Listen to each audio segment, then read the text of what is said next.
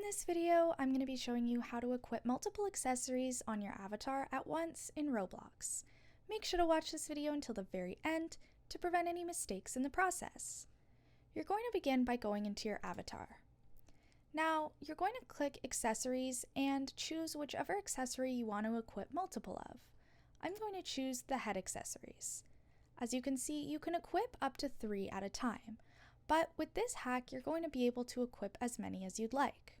So, you're going to begin by right-clicking on each of the items you want to equip and click Open Link in New Tab. You're going to do this for all of the items that you want to equip. Now, you're going to click on Advanced right here. As you can see, there's all these asset IDs that you can insert. For example, I want the Roblox logo visor, and I'm going to use this number right here, and I'm going to copy it and paste it into this asset ID.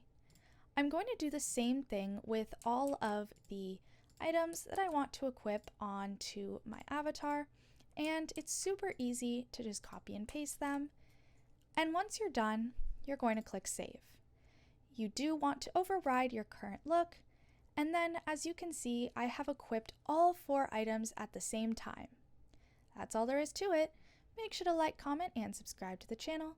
Thanks for watching, and see you in the next video.